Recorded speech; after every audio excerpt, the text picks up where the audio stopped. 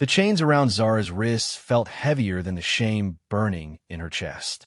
She stood at the edge of the ceremonial platform, looking down into the massive crater that housed the most feared creature in known space. The Vorthak Empire had built this prison specifically for the Crimson Death, a dragon so ancient and terrible that even mentioning its real name was considered bad luck across 17 star systems. Another sacrifice for the beast, announced High Commander Vextar, his 4 arms spreading wide as he addressed the gathered crowd of alien dignitaries. This half-breed will feed the dragon for another cycle, keeping it calm and ensuring our continued prosperity. Zara bit back the words she wanted to scream. Half-breed. That's all she'd ever been to them.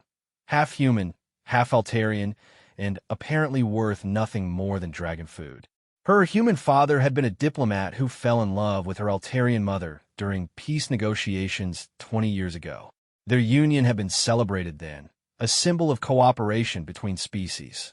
Now, with her parents dead and the political winds changed, she was just an embarrassment to be disposed of. The crowd below seemed eager for the show. Vorthakians with their reptilian features and ceremonial armor, Zenthari traders with their translucent skin glowing in anticipation, and dozens of other species who had come to witness the feeding of the galaxy's most dangerous predator.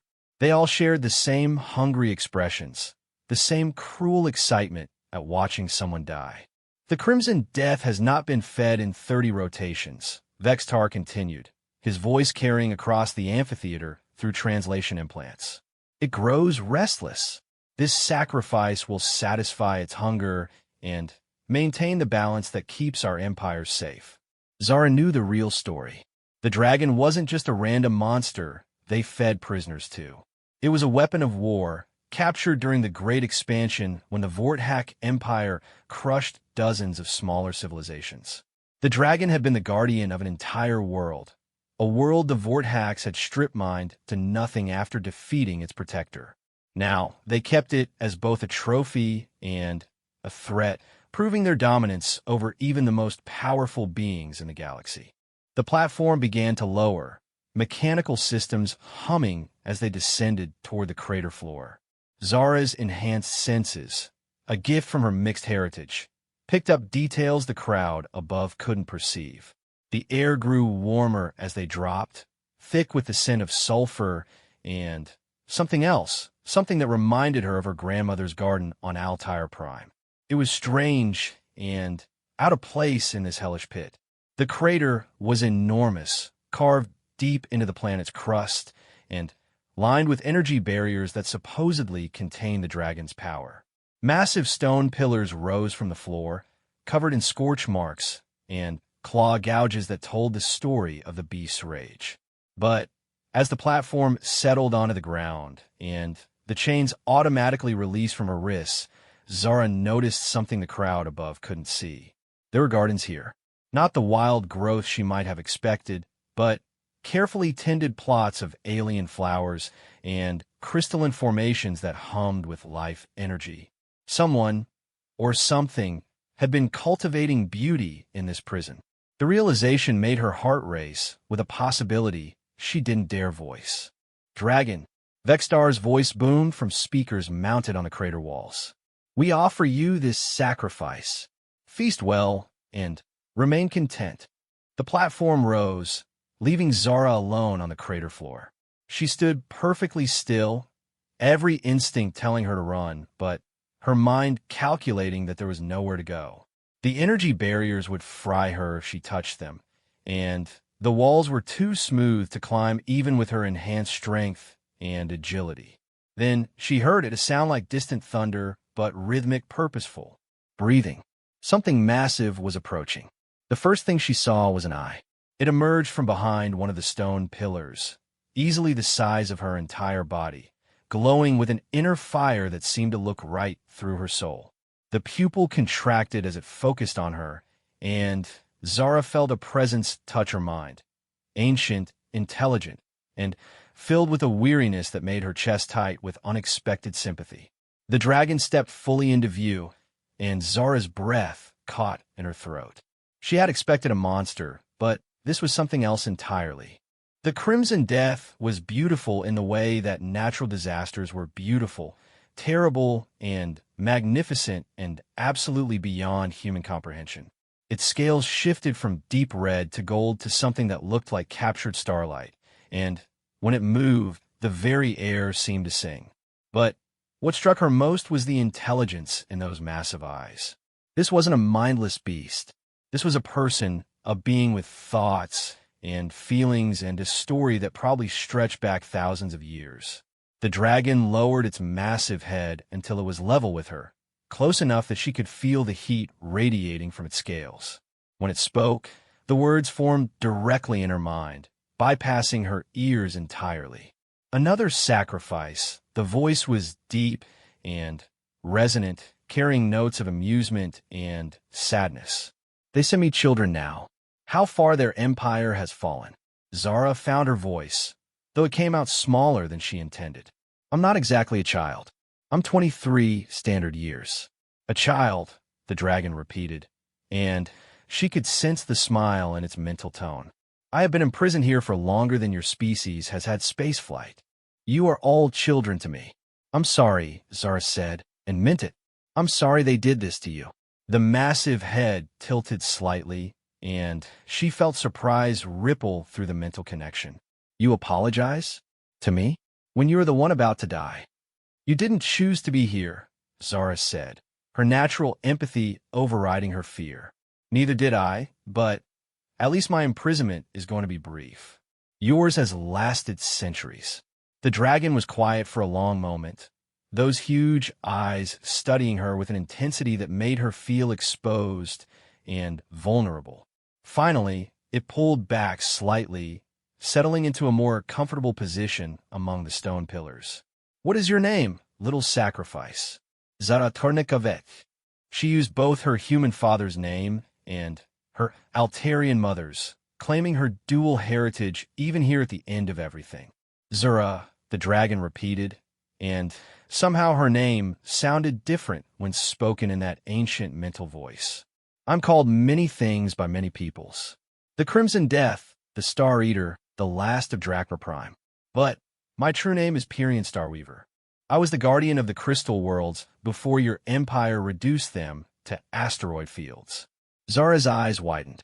She had heard stories of the crystal worlds, legendary civilizations that had supposedly existed at the very center of the galaxy, masters of technology that seemed like magic to the younger races. The Vorthak Empire claimed they had conquered empty systems, that the crystal worlds were myths told by inferior species to make themselves feel important. The crystal worlds were real, more real than this prison, more real than the empire that built it, Pyrian said, and she felt the weight of genuine grief in his words. They were gardens among the stars, places where art and science and philosophy flourished for millennia, until the hunger of expansion found them. Zara sat down on the crater floor, no longer caring about the dignity expected of a sacrifice. This was the most interesting conversation she'd had in years, and if it was going to be her last, she wanted to make it count. What were they like? The crystal worlds. Pyrian shifted position, and she realized he was settling in for a story. Imagine cities that sang with a harmony of 1 billion voices, each one unique, but part of a greater symphony. Buildings that grew like living things, reaching toward the stars while their roots drank from pools of liquid light. The people there, my people, were born of starfire and dream logic, and they built wonders that made other civilizations weep with joy just to witness them. As he spoke, Zara began to see images in her mind. Not quite memories, but impressions shared through their mental connection. She saw spires of crystal that caught and refracted the light of multiple suns, creating aurora displays that painted the sky in colors that had no names. She saw beings of impossible beauty moving through gardens where flowers sang lullabies to sleeping children, where trees bore fruit that tasted like childhood happiness. It sounded incredible, she whispered. It was. And the Vorthaks destroyed it all because they could not understand it. They took our crystal cores to power their war machines, enslaved those of my people who survived, and turned our garden worlds into mining operations. I was the last guardian, the final defender of civilization that had lasted 10,000 years. How did they capture you? The question hung in the air for a moment, and Zara felt a flash of shame from the dragon. Treachery. They took hostages, civilian refugees from the outer colonies. Told me they would execute 1,000 innocents for every Vorthak soldier I killed. So I surrendered myself to save lives that were probably doomed anyway. Zara felt tears on her cheeks, and was surprised to realize they were hers. The story was heartbreaking, but more than that, it was familiar. How many times had she heard similar tales from the species the Vorthak Empire had brought into the fold? How many civilizations have been crushed under the boot of expansion and progress? I'm sorry, she said again. I'm so sorry they did that to you and your people. Why do you apologize for crimes you did not commit? Pyrian asked, genuine curiosity in his mental voice. Because someone should. Because what happened to you is wrong. And if no one acknowledges that, then maybe it wasn't wrong. Maybe it was just the natural order of things, the strong conquering the weak. Zara wiped her eyes with the back of her hand. My mother used to say that empathy was the only thing that separated civilization from sophisticated barbarism. Your mother sounds wise. What happened to her? Died in a transport accident when I was 15, along with my father. At least, that's what the official report said. Zara's voice turned bitter. Funny how many accidents happen to people who ask inconvenient questions about imperial policy. Pyrian was quiet for several minutes, and Zara could sense him thinking, evaluating, coming to some kind of decision. When he finally spoke again, his mental voice carried a new tone, something like hope mixed with determination. Tell me, Zara Thornkaveth, what do you know of your human heritage? The question seemed to come from nowhere. What do you mean? Humans are unusual, even by galactic standards. They appeared in this region of space only recently, but they have already proven themselves to be remarkably adaptable.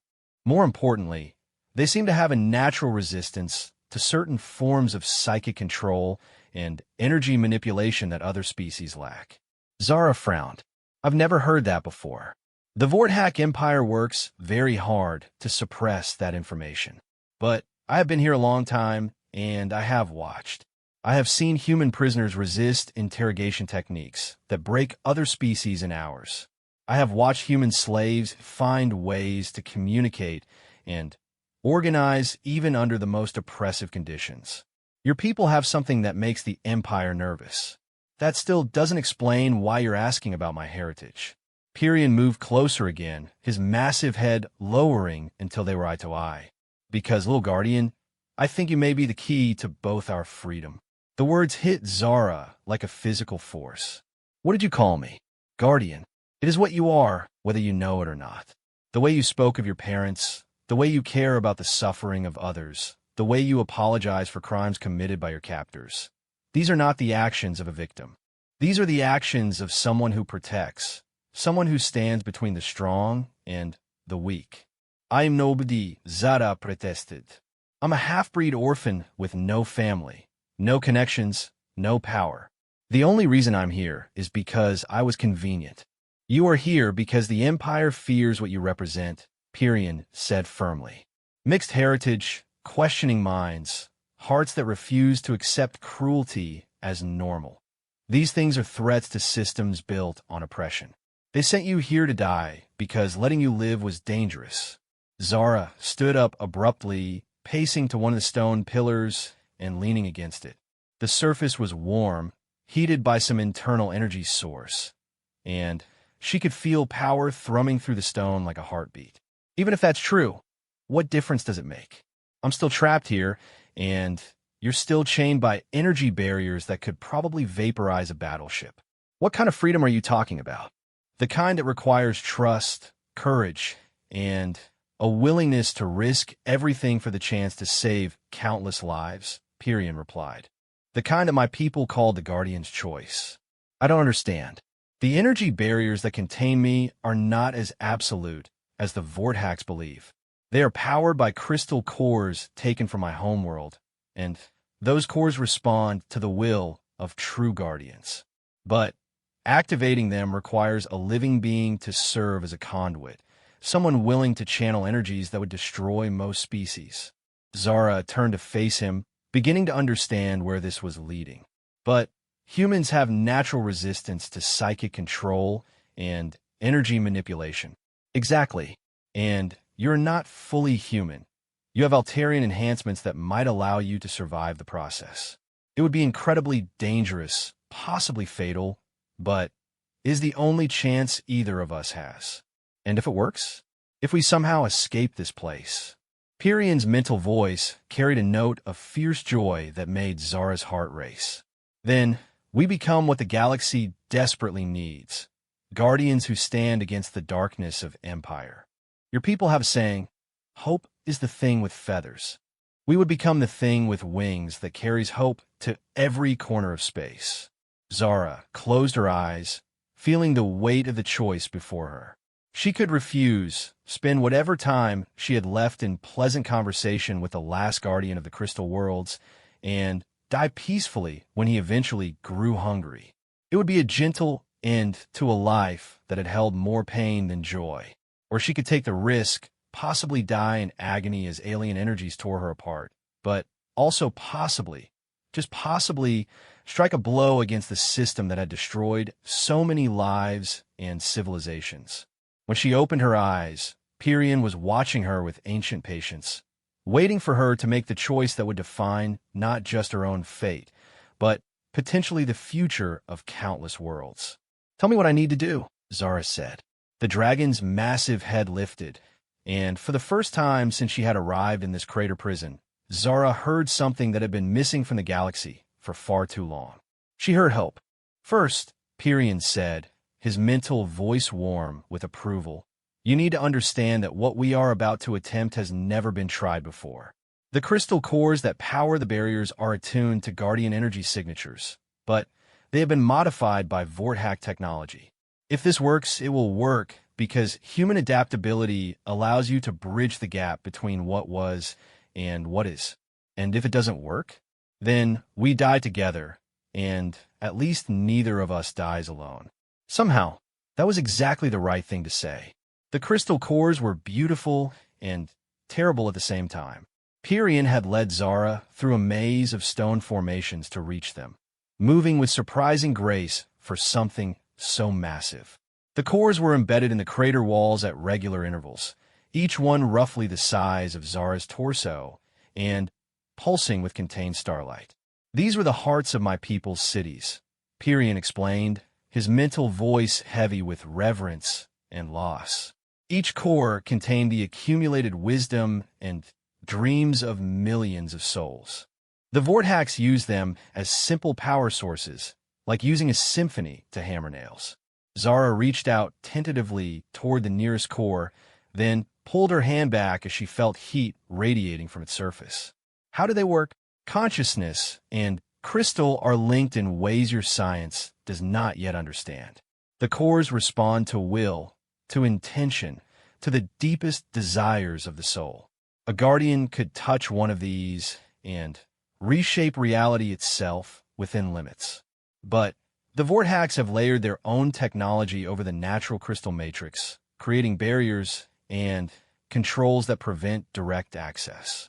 Except for someone who can resist their control systems. Exactly.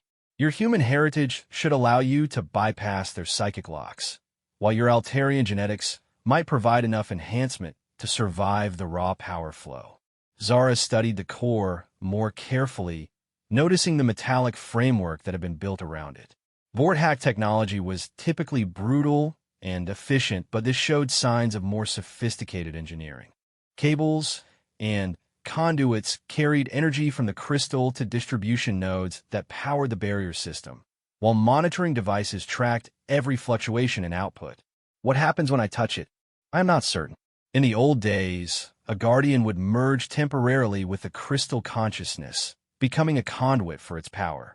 But these cores have been traumatized, their natural connections severed, and replaced with artificial controls. They may not respond the way they once did. Zara walked around the core, examining it from every angle. Her enhanced senses picked up subtle details that painted a disturbing picture.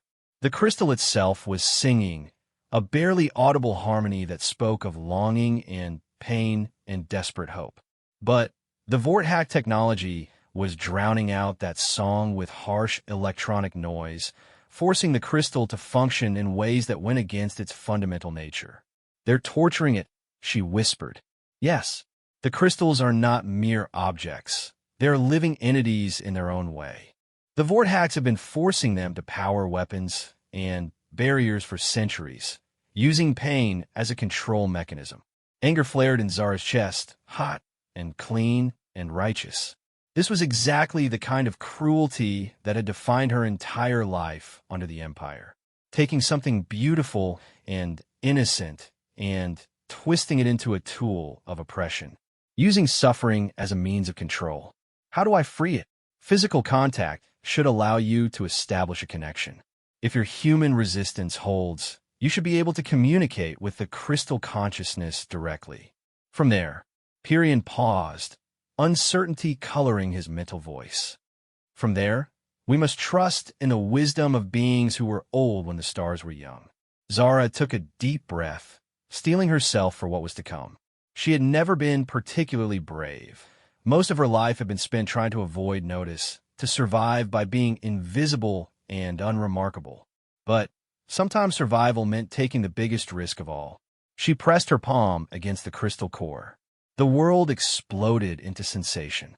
Pain lanced through her nervous system as the Vorthack control mechanisms tried to overwhelm her mind with psychic static. But underneath the artificial noise, she felt something else, a presence vast and ancient and utterly alien, yet somehow familiar. Who? The thought formed in her mind, not quite words, but a concept that conveyed curiosity and desperate hope. Who touches the singing dream? My name is Zara, she replied, trying to project calm despite the agony tearing through her body. I'm here to help. Help? The concept seemed almost foreign to the crystal consciousness. There's been no help, only pain-sharp control chains and forced singing for the destroyers. Images flooded Zara's mind, memories of the crystal's existence before the conquest. She saw the core as it had been then, the heart of a living city where crystalline beings moved like living music through streets that grew and changed according to the needs and dreams of their inhabitants. She felt the joy of creation, the satisfaction of nurturing life and art and beauty for its own sake. Then came the invasion. The crystal's memories of that time were fragmented, traumatic flashes of violence and destruction. Weapons that turned dreams into nightmares. Soldiers who saw beauty as a weakness to be exploited. Commanders who measured success only in terms of resources extracted and populations controlled. They made us sing death songs, the crystal mourned. They forced our harmony into discord, our creation into destruction. We who brought light to the darkness became tools of shadow. I know, Zara replied, her own grief mixing with the crystal's pain. I know what they do to beautiful things, but we can stop them. We can break the chains. Break? The concept carried overtones of disbelief and terror. The pain-sharp controls cannot be broken. We have tried. We have all tried. The destroyer makers are too strong. Not for humans, Zara said, and pushed her awareness deeper into the connection despite the increasing pain. Humans are different. We don't break the way other species do. We adapt. She felt the Vorthack control systems trying to reassert dominance, sending waves of psychic pressure designed to shatter her will and turn her into another obedient tool. But her human stubborn streak, the same trait that had gotten her in trouble her entire life, refused to yield. Instead of fighting the pressure directly, she flowed around it, finding gaps in the programming where human unpredictability could slip through. Show me, the crystal consciousness pleaded. Show me how to be free. Zara reached out with her enhanced senses, mapping the control network that held the crystal in bondage. The Vorthack technology was sophisticated but ultimately limited by their understanding of crystal consciousness. They saw the cores as powerful batteries, not as living beings with their own desires and capabilities. There, she said, identifying a critical junction where Vorthack programming interfaced with the crystal's natural systems. If we can overload that control node, the feedback should cascade through the entire network. But the pain-sharp response will be terrible. The Destroyer Makers built punishment into every circuit. I know, but pain fades. Freedom is forever. Working together, they began to channel energy toward the identified weakness. The process was excruciating. Every instinct screamed at Zara to let go, to accept defeat rather than endure the agony of resistance. But she held on, drawing strength from her connection with the crystal and from something deeper, the memory of every injustice she had witnessed, every cruelty she had been forced to accept. The control node began to fracture under their combined assault. Alarms started blaring throughout the crater as monitoring systems detected anomalous energy readings. But the damage was already spreading, cascading through the network as crystal consciousness reconnected with crystal consciousness for the first time in centuries. Zara felt the moment when the barriers fell. The psychic weight that had pressed down on the crater for so long suddenly lifted, replaced by a harmony so pure and joyful that it brought tears to her eyes. Around the crater's rim, she could hear shouts of alarm and confusion as the supposedly impregnable prison systems began to fail. But the victory came at a cost.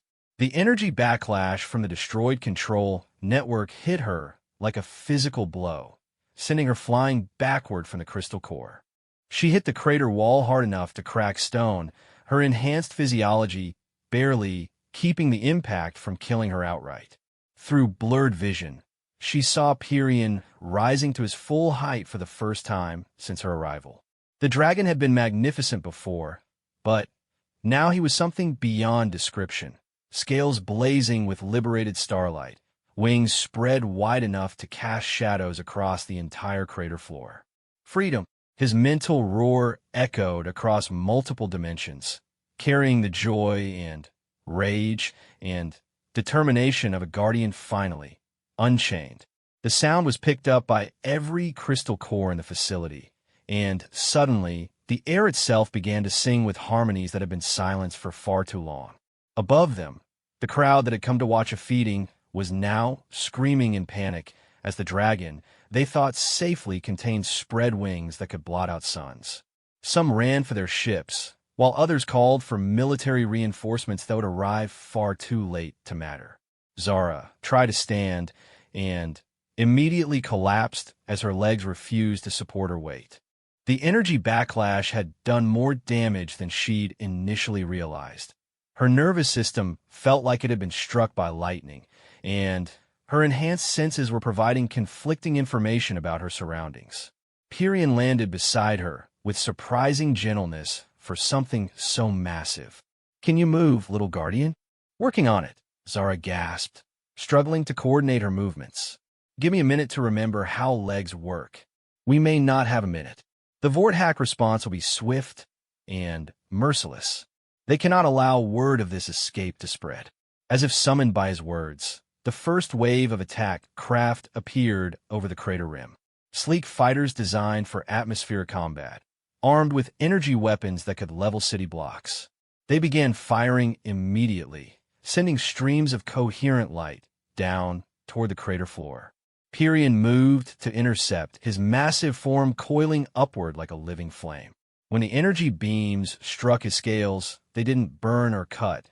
They were absorbed, channeled through his crystalline internal structure, and redirected back at the attackers with interest. 3 fighters died in the first exchange, their hulls vaporized by their own weapons turned against them. But more were coming.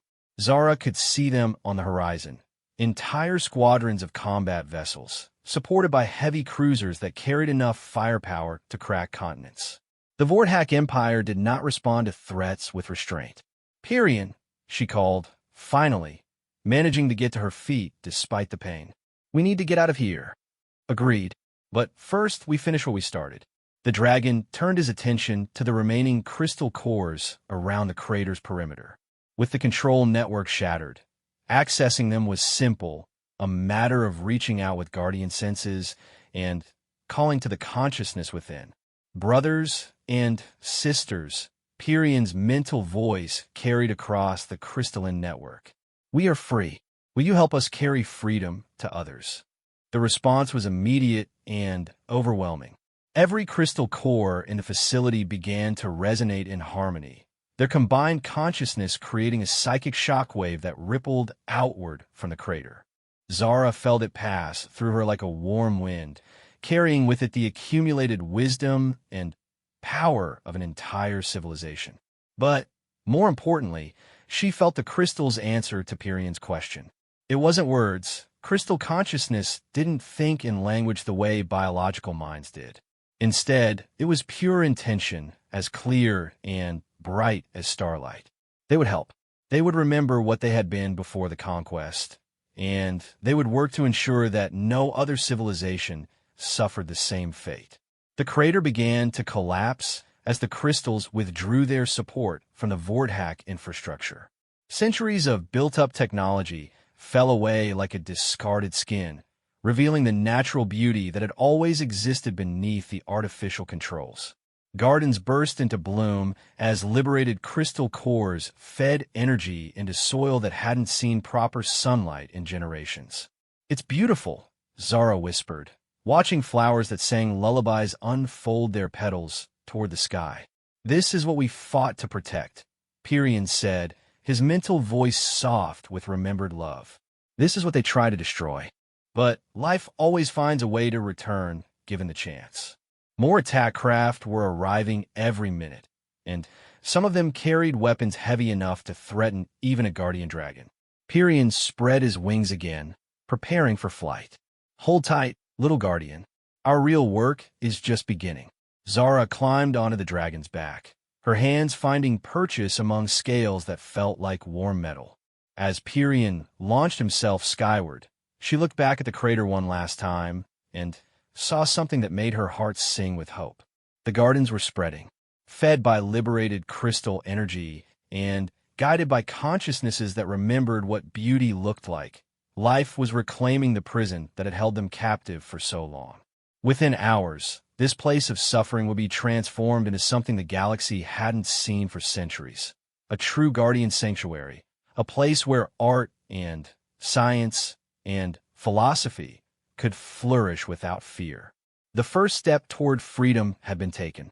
Now came the hard part, staying alive long enough to take the next one. Flying on Dragonback while being shot at by military spacecraft was not something Zara had ever imagined herself doing. The experience was terrifying, exhilarating, and completely surreal all at the same time. Pyrion moved through the air like liquid fire, his massive wings catching thermal currents and energy fields that her enhanced senses could barely detect. Behind them, the Vorthack attack force had organized into proper formation. Dozens of fighter craft wove complex attack patterns, while heavy cruisers provided covering fire with weapons that turned the sky into a light show of deadly energy. But Pyrion was no longer the trapped and weakened creature they had expected to face. "Watch this," he said, banking sharply to avoid a cluster of plasma bolts. The Vorthacks never understood what they had captured. They thought I was just another beast to be caged and controlled. The dragon suddenly folded his wings and dove toward the surface of the prison planet. Zara's stomach lurched as they plummeted through the atmosphere at speeds that should have torn them both apart. But some kind of energy field surrounded them, protecting her from the crushing acceleration and superheated air. The pursuing fighters followed them down, confident that they had trapped their prey. But as they entered the lower atmosphere, something unexpected happened. The liberated crystal cores scattered across the planet's surface began to sing in harmony, their combined voices creating a resonance that interfered with Vorthack technology. Fighter craft began to wobble as their navigation systems failed. Energy weapons misfired or refused to charge. Communication networks dissolved into static as crystal consciousness overwhelmed artificial signals, with natural harmonics that had been old when the galaxy was young. The crystals remember, Pyrion explained, pulling out of his dive and soaring just above the treetops of an ancient forest. They remember how to fight back. Zara watched in amazement as plants began to glow with bioluminescent patterns that matched the crystal core's harmonic frequencies. The entire ecosystem was responding to the liberation, awakening from centuries of suppression under Vorthak rule. Trees stretched toward the sky as if greeting old friends, while flowers burst into bloom in colors that had no names in any known language. The whole planet is alive, she breathed. Not just alive, aware. This world was one of the outer colonies of the crystal worlds, a place where we experimented with the fusion of crystalline and biological consciousness. The Vorthaks thought they had strip-mined it to barrenness, but they only damaged the surface. The deep roots remained, waiting for the chance to grow again. Above them, half the fighter squadron had crashed or been forced to make emergency landings as their systems failed completely. The remaining pilots were retreating to higher altitude, trying to escape the planet's newly awakened defenses. But the heavy cruisers were still operational, their more robust systems managing to maintain function despite the psychic interference. "We need to leave the atmosphere," Pyrion said, angling upward again. "The cruisers have planetary bombardment weapons. If they decide we're too dangerous to capture, they'll sterilize the entire surface." "What about the crystals? The gardens? We can't just abandon them. We cannot protect them by staying. But we can ensure their sacrifice has meaning by carrying their message to the rest of the galaxy. There are other crystal cores scattered throughout the Empire, other fragments of my people's civilization being used as tools of oppression. If we can free even a few more, we can start a cascade that the Vorthaks cannot stop." Zara understood the logic, but it still felt like cowardice to run from the first place where they had achieved something beautiful. As they climbed toward space, she watched the planet's surface fall away below them and tried to memorize every detail of the awakening world. The cruisers moved to intercept them as they cleared the atmosphere, massive ships bristling with weapons designed to crack moons. But space was Pyrion's natural environment, and here his true power became apparent. The dragon spread his wings wide enough to cast shadows across continents, channeling energy from nearby stars and nebulae into patterns that transformed him from a large creature into something approaching a force of nature. "Behold the fury of the last guardian." Pyrion's mental roar echoed across multiple dimensions as he unleashed centuries of pent-up rage and grief. The leading cruiser simply ceased to exist. One moment it was there bristling with weapons and armor, and the next it was an expanding cloud of vapor and regret. The remaining ships opened fire in panic, pouring enough energy into space to power small civilizations. But Pyrion was no longer where their targeting systems expected him to be. Moving faster than anything that size had a right to move, he wove between energy beams and missile salvos like a dancer performing an ancient ballet. When he struck back, it was with precision rather than raw power, surgical strikes that disabled weapon systems, and life support without destroying the ships entirely. "You're not killing them," Zara observed. "Death creates martyrs," Pyrion replied, banking around another volley of plasma fire. "But survivors carry stories. Let them return to their commanders with tales of the dragon that could have destroyed them, but chose mercy instead. Fear is a useful tool, but respect is more powerful in the long run." The battle was over within minutes. The surviving Vorthak ships limped away toward the nearest Imperial base, their crews no doubt composing reports that would send shockwaves through the military hierarchy. The supposedly contained dragon was not only free, but demonstrating capabilities that their intelligence services had never imagined. But Zara knew that the real victory was happening below them. The planet's surface was now glowing with bioluminescent patterns visible from orbit, a sign that the awakening process was accelerating.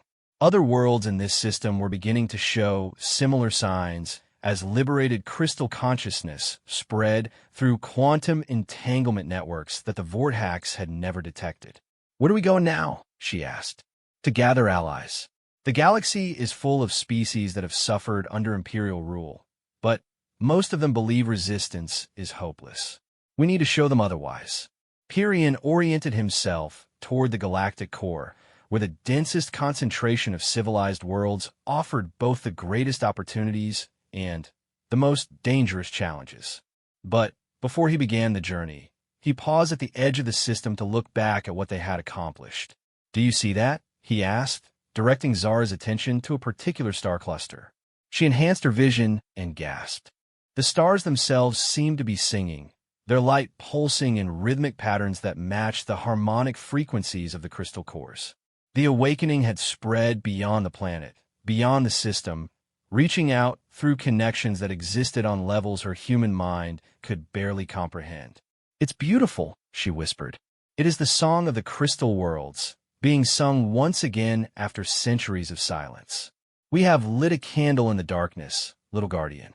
Now we must tend the flame until it becomes a fire that no empire can extinguish." They flew in silence for several hours, traveling between star systems at velocities that should have been impossible.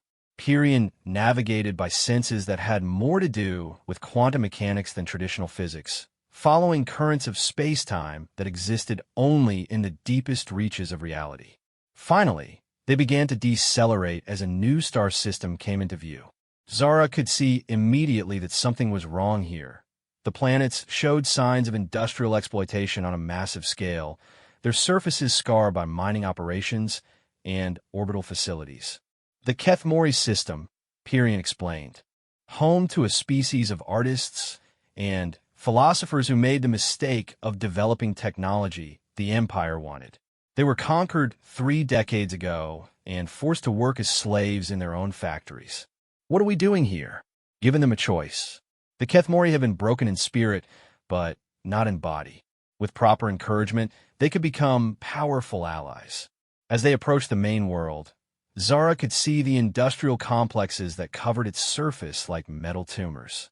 Massive factories churned out weapons and ships for the Imperial fleet, while orbital platforms processed raw materials extracted from the system's other planets. It was a perfect example of Vorthack efficiency. Every resource exploited, every population utilized, every trace of beauty eradicated in favor of pure functionality. But Pyrian was right about the Kethmori themselves. Her enhanced senses picked up traces of their original culture despite decades of suppression. Hidden murals on factory walls, sculptures disguised as industrial equipment, songs embedded in the rhythms of machinery. Everywhere she looked, she could see evidence of a people who refused to abandon their artistic souls even under the most oppressive conditions. "They remember," Pyrian observed with satisfaction. "That is good. A people who remember can be awakened." The dragon began to descend toward the planet's surface, ignoring the automated defense systems that tracked their approach. Warning signals blazed across multiple frequencies, but no weapons fired. The local garrison was apparently unwilling to risk damaging valuable industrial assets by engaging a target this close to the factories. They landed in a massive courtyard between 2 manufacturing complexes, their arrival sending shockwaves through the slave barracks and administrative buildings. Alarms blared as security forces mobilized, but they moved with the sluggish response time of troops who had never faced a real threat. Zara slid down from Pyrian's back and got her first close look at the Kethmori. They were tall, slender beings with skin that shifted through subtle color changes based on their emotional state. Right now, most of them were displaying patterns of fear and confusion, but she could see traces of other emotions beneath the surface: hope, curiosity, and something that might have been recognition. A group of security guards approached with weapons drawn, their Vorthack uniforms marking them as overseers rather than members of the enslaved population.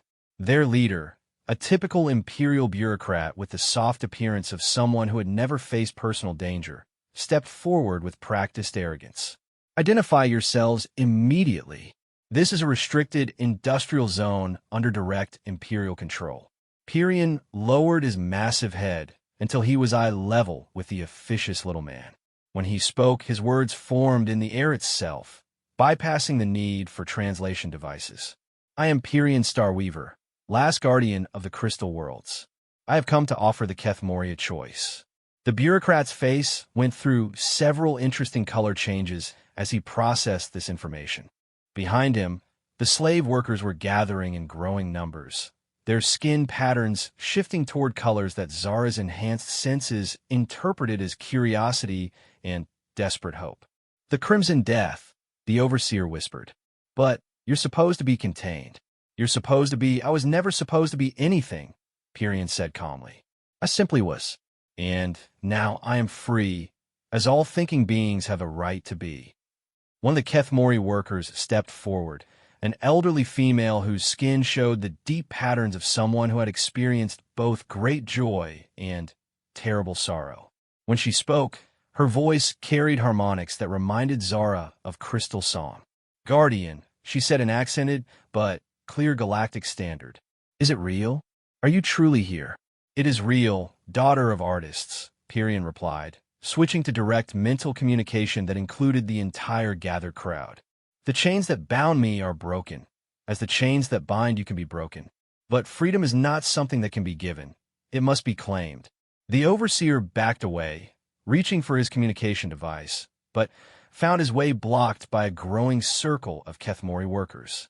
Their skin patterns had shifted to colors that needed no translation, the deep reds and golds of righteous anger long suppressed. "Now wait just a minute," the bureaucrat stammered. "These people are legally bonded laborers. The Kethmori signed the productivity accords willingly, under threat of orbital bombardment," the elderly female interrupted. "After you murdered our children to demonstrate your sincerity." The circle tightened. For the first time in decades, the balance of power in this place was shifting, and everyone present could feel it. Zara stepped forward, her human instincts sensing the volatile mood of the crowd.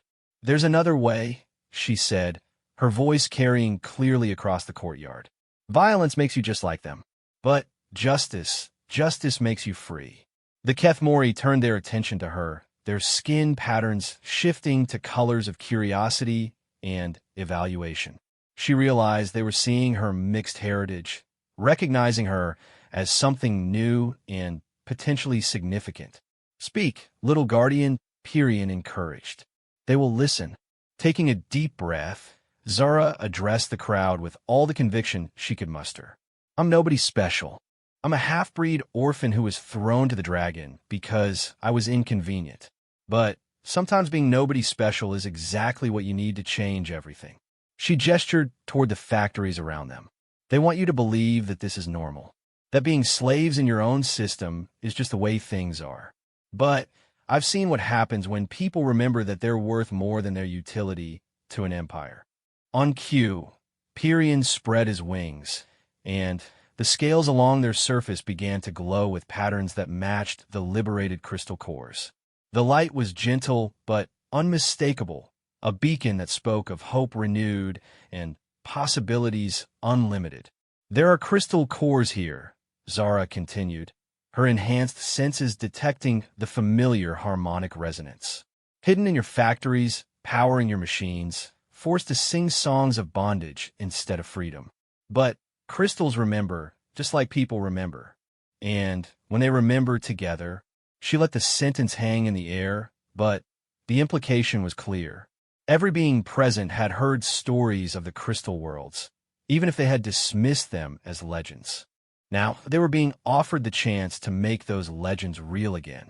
The elderly Kethmori female stepped closer, her skin patterns cycling through complex emotional states. "What are you asking of us, child?" "I'm asking you to choose," Zara replied simply. "Stay here and accept that this is all you'll ever be, or risk everything for the chance to be something more." Around the courtyard, thousands of enslaved beings looked at each other and saw their own hopes reflected in alien eyes. The moment stretched taut with possibility, balanced on the edge of decision. Then, somewhere in the crowd, a single voice began to sing. The song that rose from the crowd was unlike anything Zara had ever heard. It started as a single voice, thin, wavering, uncertain, but within seconds it was joined by another, then dozens, then hundreds. The Kethmori workers were singing something ancient, something that predated their conquest and enslavement, something that the Empire had tried to erase but never quite managed to destroy. Their skin patterns synchronized as they sang, creating waves of color that rippled through the crowd like living aurora. The melody itself seemed to awaken something in the air around them, a resonance that made the crystal cores hidden throughout the industrial complex begin to hum in harmony. The overseer was backing away rapidly, speaking frantically into his communication device, but his words were lost in the growing symphony.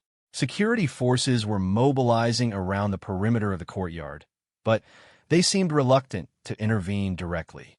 The sight of hundreds of supposedly broken slaves standing together and singing with unified purpose was clearly beyond their training protocols.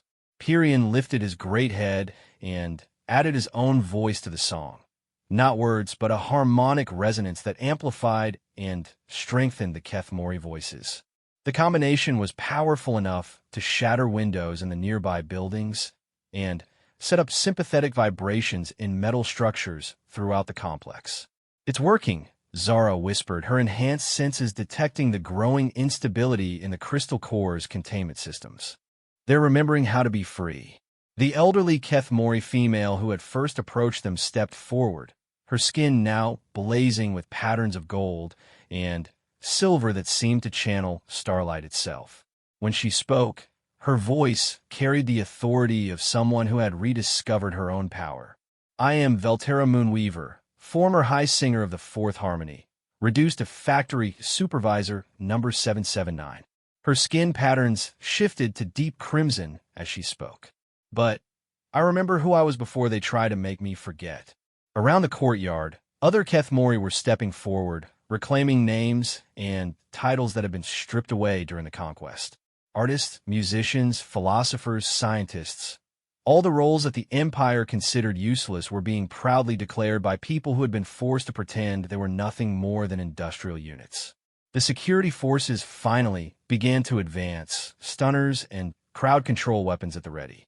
But as they approached the singing crowd, something unexpected happened. The weapons began to malfunction, their energy cells draining rapidly as the harmonic resonance interfered with their power systems. Electromagnetic pulse from the crystal cores, Zara observed with satisfaction. The singing is overloading their technology. But the Vorthack response was predictably escalatory. If ground forces couldn't handle the situation, they would call in orbital support. Zara could already see ships moving into position high above the planet, heavy cruisers with bombardment capabilities that could level the entire industrial complex. "Pyrian," she called urgently. "We need to move this along. They're preparing to sterilize the site." The dragon's attention shifted skyward, his enhanced senses detecting the gathering threat. "Agreed. The moment of choice has arrived." He addressed the crowd directly, his mental voice reaching every being present. "The Empire offers you slavery with the promise of survival. I offer you freedom with the promise of struggle. Choose now, for in minutes this place will become a battlefield." Velterra didn't hesitate. "Show us the way, Guardian." Pyrian moved to the center of the courtyard and pressed one massive claw against the ferrocrete surface. Zara felt the vibration through the soles of her feet as he sent a pulse of Guardian energy deep into the planet's crust, following the pathways that connected the hidden crystal cores. The response was immediate and spectacular. Light erupted from every factory, every processing center, every administrative building as the contained crystals answered the call of their liberated kin. The harmonic resonance that had been building throughout the courtyard suddenly expanded to encompass the entire complex, then the city, then the continent. But this wasn't the gentle awakening they had witnessed on the prison planet. The crystals here had been tortured for decades, forced to power weapons and machines of oppression, their natural harmony twisted into discord. When they finally broke free, their response was proportionally violent. Factories exploded as power systems overloaded. Assembly lines ground to a halt as their crystal cores withdrew their support. The massive orbital elevators that carried processed materials to the fleet yards above began to sway and buckle as their structural integrity fields failed. Everyone needs to get clear of the buildings, Zara shouted over the growing chaos. The whole complex is coming down. But the Kethmori were already moving with the coordinated precision of people who had worked together for years. They formed evacuation chains, helping the elderly and injured reach open ground while their song continued unabated. Even in the face of destruction, they maintained the harmony that was awakening their world. Pyrian spread his wings and lifted into the air, his massive form providing a focal point for the evacuation efforts. To me, children of song, I will carry you to safety. The first orbital bombardment began just as the last group of workers reached the courtyard. Beams of coherent energy lanced down from the ships above, intended to vaporize the entire complex before the rebellion could spread. But the liberated crystal cores had other ideas. The energy beams struck a barrier of crystalline force that materialized just above the factory rooftops. Instead of destroying the buildings, the orbital strikes were absorbed, channeled through the crystal network, and redirected back into space with interest. Two of the attacking cruisers were destroyed by their own weapons, while the others hastily withdrew to safer distances. Impossible, the overseer whispered, staring up at the light show overhead. The crystals are just power sources. They can't think, can't act independently. That's your first mistake, Zara said, approaching him with the confident stride of someone who had just helped topple an empire's assumptions. And probably not your last. Around them, the Kethmori were gathering personal possessions and preparing for exodus. They moved with the efficiency of people who had always known this day might come, collecting essential supplies and abandoning everything that tied them to their former captivity. Velterra approached Zara and Pyrian, her skin patterns now showing colors of determination mixed with anticipation. Guardian, where will you lead us? Our world is awakening, but the Empire will not allow this rebellion to stand unchallenged. To other worlds, other systems, other peoples who have forgotten their own power, Pyrian replied. Freedom is contagious, daughter of song. Each world we liberate makes the next liberation easier. And what of those who choose to stay? One of the younger Kethmori asked. Some of our people are too old, too frightened, too damaged by years of slavery to risk the unknown. Zara felt a familiar ache in her chest, the recognition of a choice she had faced herself not so long ago. Then they stay, and we make sure they have something worth staying for. Revolution isn't about forcing everyone to be free. It's about making sure freedom is an option. The crystal network was stabilizing now, the violent eruptions of liberation settling into a steady, harmonious glow that covered the entire continent. The factories were in ruins, but new structures were already beginning to grow, organic shapes that flowed like music made solid, guided by Kethmori artistic sensibilities and crystal consciousness working in harmony. It's beautiful, Velterra breathed, watching her world transform before her eyes. This is what we fought to protect, Pyrian said, echoing his words from the prison planet. This is what the Empire fears most. Not weapons or armies, but the simple act of creation undertaken by beings who remember their own worth. A new group of ships was approaching from the outer system. Not Vorthak warships this time, but a mixed fleet of civilian vessels, transports, and mining ships, and small freighters that had been pressed into service as evacuation craft.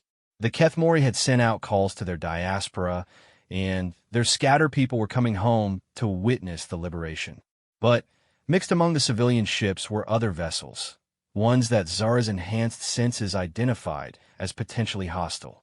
Pyrian, we've got company. Some of those ships are military grade, but they're not flying Imperial colors. The dragon's attention focused on the approaching fleet, his ancient senses analyzing energy signatures and movement patterns. Mercenaries. The Empire has called in independent contractors, hoping to maintain plausible deniability. They want this rebellion crushed without official Imperial involvement. How many? Zara asked, already calculating tactical options. 3 battle cruisers, a dozen escort frigates, and what appears to be a planetary assault carrier. More than enough to devastate this world if we allow them to achieve orbit. But even as he spoke, the approaching mercenary fleet began to encounter unexpected resistance. Other ships were emerging from the outer system, vessels that had been hiding in asteroid fields and nebula clouds, waiting for this moment. The Kethmori diaspora hadn't just come home to witness liberation. They had come home to fight for it. The Free Fleet, Velterra explained, her skin patterns shifting to war colors of deep red and black. Kethmori who escaped the conquest, who have spent 30 years raiding Imperial supply lines and dreaming of home. They will not allow mercenaries to destroy what we have built today. The space above the planet erupted into combat as 2 fleets collided at the edge of the system. But this wasn't the one-sided slaughter the mercenaries had expected. The Free Fleet ships moved with the coordination of artists creating a masterpiece, their attacks flowing together like movements in a symphony of destruction. And they had advantages the mercenaries hadn't anticipated.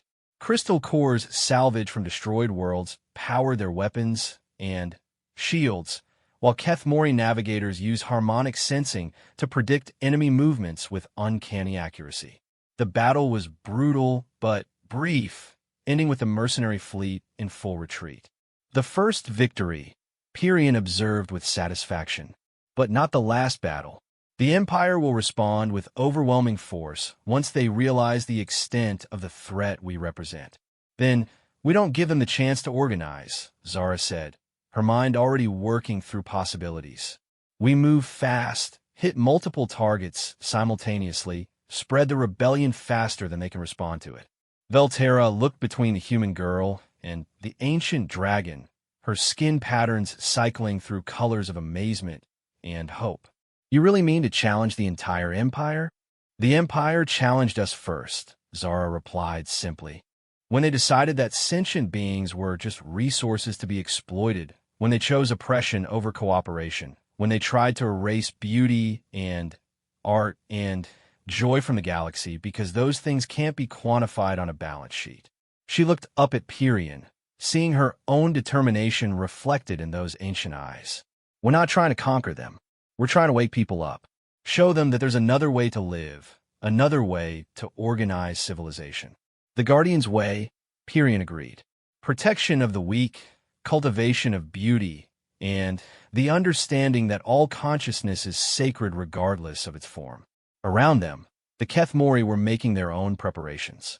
Some would stay to help rebuild their awakening world, while others would join the growing fleet of liberation. Each choice was respected, each path valued, because freedom meant having options rather than orders. As night fell over the transformed planet, Zara stood in the ruins of the factory complex and watched new growth emerge from the wreckage. Crystal cores sang lullabies to flowers that bloomed in response to emotional states, while Kethmori artists worked alongside liberated consciousness to create beauty that had never existed before. What happens next? She asked Pyrian.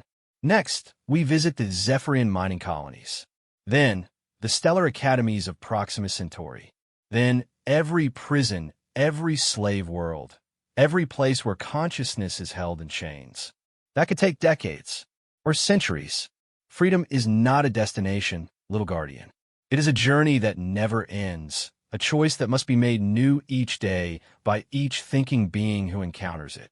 Zara nodded, understanding finally, settling in her bones.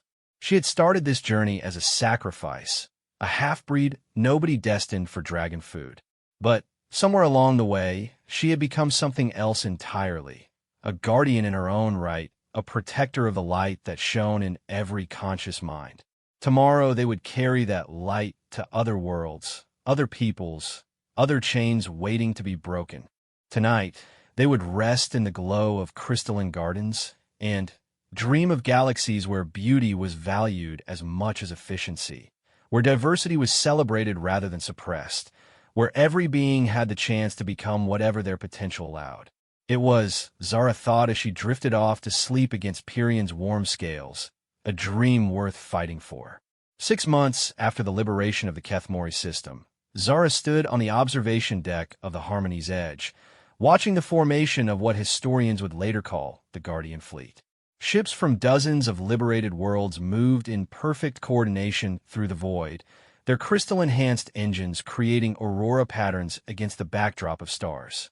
The fleet was unlike anything the galaxy had ever seen. Kethmori vessels that sang as they flew, their hulls inscribed with harmonics that could shatter enemy armor or heal wounded allies. Altarian ships, whose crews shared memories and emotions through quantum-entangled neural networks. Human vessels that had been modified with technologies no single species could have developed alone, each one a testament to the power of cooperation over conquest. And at the center of it all, Pyrion's Starweaver flew in his full glory, no longer the chained prisoner of Vorthak ambition, but the living symbol of resistance that had grown beyond anyone's expectations. Nervous, his mental voice reached her across the void, tinged with amusement and affection. Terrified, Zara admitted, checking the readouts on her personal combat suit for the 100th time. We're about to attack the most heavily defended system in the Empire. What could possibly go wrong?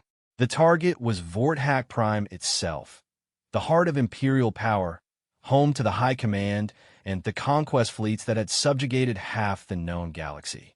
It was protected by orbital fortresses that could destroy entire worlds, defended by fleets that numbered in the thousands, and surrounded by early warning networks that made surprise attacks supposedly impossible. But the Guardian Fleet had advantages that traditional military thinking couldn't account for.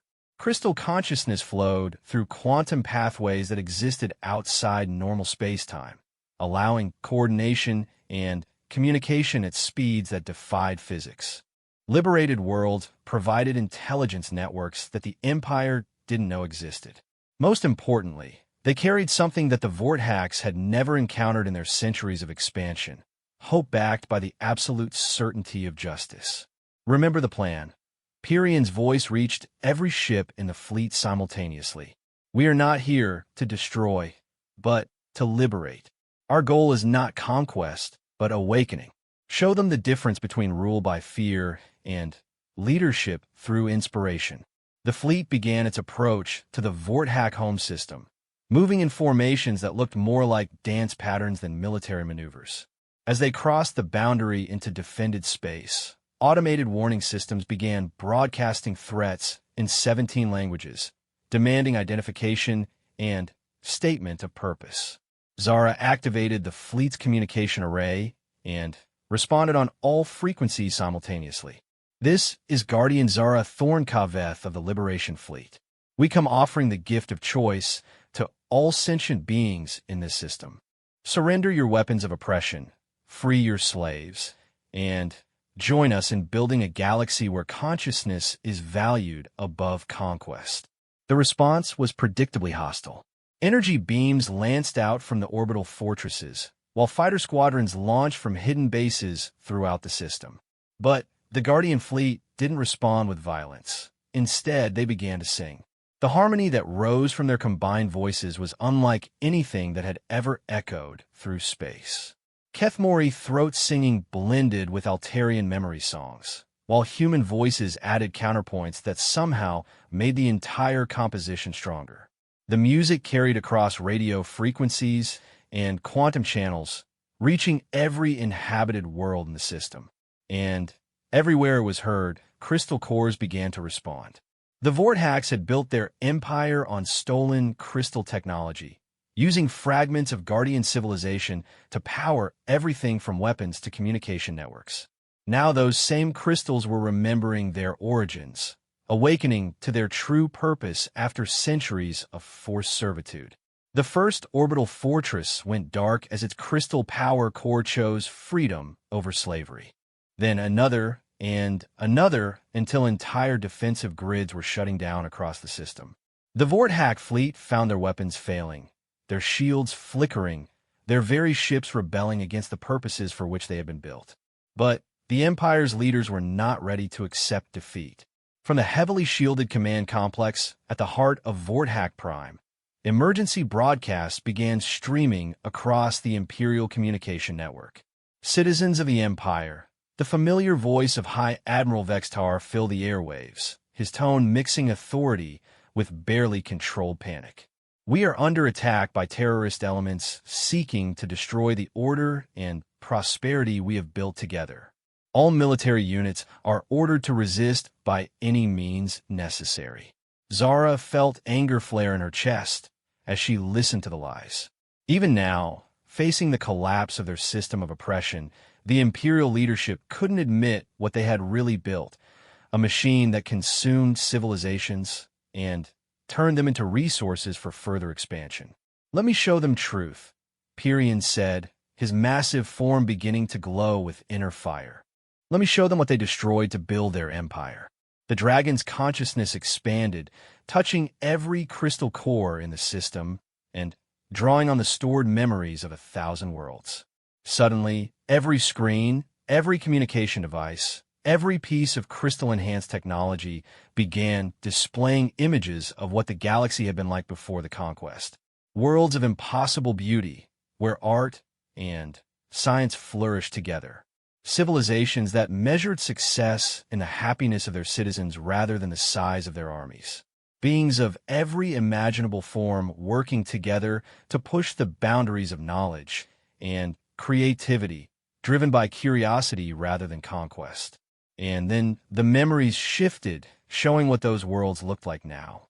Stripped of resources, emptied of life, reduced to industrial nodes in a vast machine whose only purpose was its own expansion.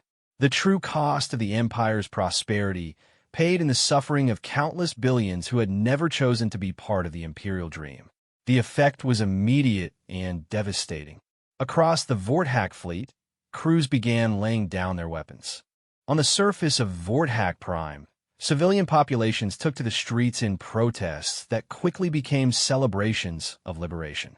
Even within the Imperial command structure, voices began calling for surrender rather than continued resistance. But High Admiral Vextar and his inner circle were not prepared to accept the end of their world order. From deep bunkers beneath the planet's surface, they activated the ultimate expression of Imperial power, the Extinction Protocol. Zara's enhanced senses detected the energy buildup before the scanners did. Pyrian, they're charging some kind of planet-killer weapon. Energy signature is off the charts. The Void Cannon, Pyrian replied, his mental voice heavy with grim recognition. They built it using the heart of my homeworld, the last intact guardian consciousness in the galaxy. They mean to destroy everything rather than see their empire fall. The massive weapon emerged from hidden silos across the planet's surface, its crystalline components glowing with corrupted starlight. This was the Empire's final argument. If they could not rule the galaxy, they would ensure that no one else could either. "Can we stop it?" Zara asked, already knowing the answer from Pyrian's emotional resonance. "Not from outside. The weapon is too heavily shielded, too well defended. But if someone could reach the control center directly..." Zara was already moving toward the shuttle bay before he finished the thought. "I'll go. Human unpredictability, remember? Plus I have experience talking to traumatized crystal consciousness. It will be suicide. The command complex is surrounded by automated defenses that would vaporize a battleship." "Not if they're focused on fighting a dragon," Zara replied, sealing her combat suit and checking her equipment one final time. "You keep them busy, I'll handle the crystal consciousness." "Little Guardian, I know, but someone has to try, and we both know I'm the only one who might be able to get through their defenses." She paused at the shuttle's airlock, looking back at the fleet that had become her home and family. "If this doesn't work, make sure the story gets told. Make sure people remember that there was another way to live." The shuttle launch was timed to coincide with Pyrian's assault on the planetary defense grid. As the dragon dove toward the planet's surface, drawing every weapon in the system, Zara's small craft slipped through the defensive network undetected. The flight to the surface was terrifying and beautiful in equal measure. Pyrion's battle with the orbital fortresses lit up the sky like a cosmic aurora, while below, cities that had been built on the suffering of conquered peoples began to transform as their crystal infrastructure awakened to new purposes. Zara crashed her shuttle directly through the wall of the command complex, betting that her human durability and Alteri enhancements would be enough to survive the impact. The gamble paid off. She emerged from the wreckage battered but functional, just as security forces began converging on her position. But the guards found themselves facing something they had never encountered before, a human who fought like a guardian. Zara moved through their ranks with fluid grace, her combat training enhanced by months of working alongside liberated consciousness. She didn't kill unless absolutely necessary, but she left a trail of unconscious opponents who would wake up with stories to tell. The control center was deep underground, protected by layers of security that would have stopped any conventional attack.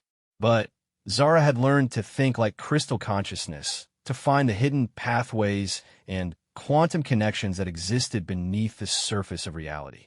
When she finally reached the heart of the complex, she found High Admiral Vextar waiting for her, his forearms controlling a manual firing system that would trigger the void cannon regardless of what happened to the automated controls. "You cannot stop this," he snarled, his reptilian features twisted with fanatical determination. "The Empire is eternal. Order is eternal. We will not allow chaos to consume the galaxy." "This isn't chaos," Zara said, approaching the central crystal core that powered the entire facility. "This is choice. This is the right of every conscious being to determine their own fate." She pressed her palm against the crystal surface, just as she had on the prison planet so long ago. But this consciousness was different, older, more powerful, and so damaged by centuries of torture that its pain was like a physical force. Pain! The thought exploded through her mind, nearly driving her to her knees. Pain-sharp control chains. Death singing for the destroyer makers. "Cannot stop, cannot stop, cannot stop." "I know," Zara replied, forcing her consciousness deeper into the connection despite the agony. "I know what they made you do, but you can choose to stop. You can choose freedom. Choice." The concept seemed almost alien to the traumatized consciousness. Choice was burned away. Only obedience. Only destruction. Only no. Zara's mental voice cut through the crystal's anguish like a blade of pure determination. Choice always remains. They can hurt you, control you, force you to do terrible things, but they cannot take away your ability to choose how you respond. She began to share her own memories through the connection. The moment she chose to help Pyrion escape, the decision to fight for the Keth Mori, every instant when she had chosen hope over despair, resistance over submission. "I was nobody special," she continued. "A half-breed sacrifice thrown to a dragon to die, quietly and conveniently.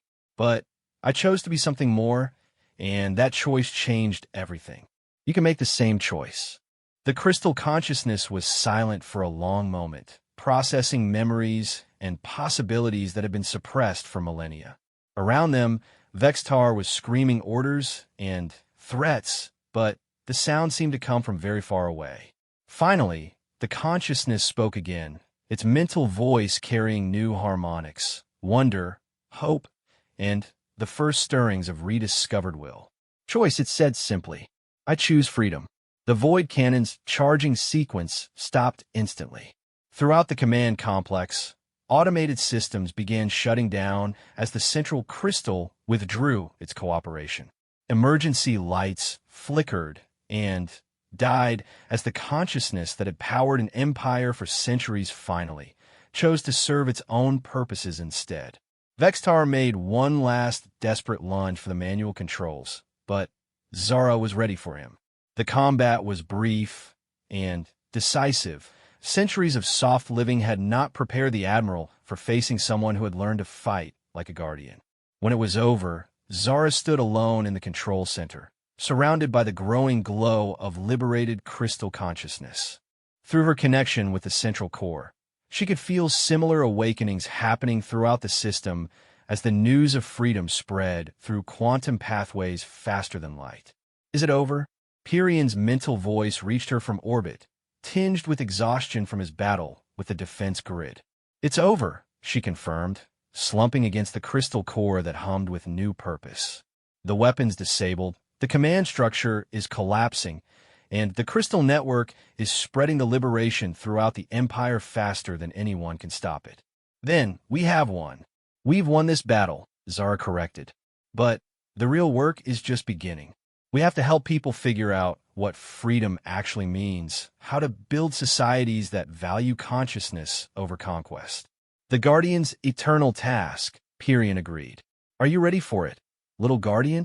Zara looked around the control center that had been the heart of galactic oppression, now transforming into something that might become the seed of genuine civilization. Crystal formations were growing from the walls, their surfaces reflecting patterns of light that spoke of hope and possibility rather than fear and control. Ready or not, it's what needs to be done. In the years that followed, historians would struggle to explain how the Vorthak Empire, the greatest military force the galaxy had ever known, could collapse so completely in such a short time. The official reports would speak of technological failures, communication breakdowns, and the mysterious malfunction of crystal-based systems throughout Imperial space. But the real answer was simpler and more profound. The Empire had been built on the assumption that consciousness was a resource to be exploited rather than a force to be respected. When that consciousness finally chose to withdraw its cooperation, no amount of military might could compensate for the fundamental flaw in the system's foundation. The galaxy that emerged from the collapse was chaotic, uncertain, and full of challenges that would take generations to resolve. But it was also full of possibilities that had been suppressed for centuries. Art and science and philosophy flourishing again, diversity celebrated rather than eliminated, beauty valued alongside efficiency. Zara Thorn Kaveth, the half-breed nobody who had been thrown to a dragon to die, became the first Guardian Speaker of the Liberation Council, helping to coordinate relief efforts and rebuild devastated worlds.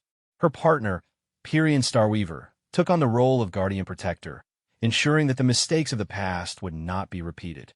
Together, they traveled the galaxy, helping formerly enslaved peoples remember what freedom looked like, mediating disputes between species that had been enemies for centuries, and always reminding everyone they met that consciousness was sacred regardless of the form it took. The work was never finished because freedom was not a destination, but a choice that had to be made new each day. But it was work worth doing, and they were not alone in doing it. Across the galaxy, beings of every imaginable form were making the same choice: to value life over profit, beauty over efficiency, hope over fear. Standing on the observation deck of the Harmony's Edge as it approached another world in need of liberation, Zara watched Pyrion's massive form dancing through space ahead of them, his scales painting aurora patterns against the stars. Sometimes she could hardly believe that her story had begun with chains and a sacrifice pit. But then she remembered that all the best stories began with someone choosing to be more than the world expected them to be. And this story, she knew, was just beginning.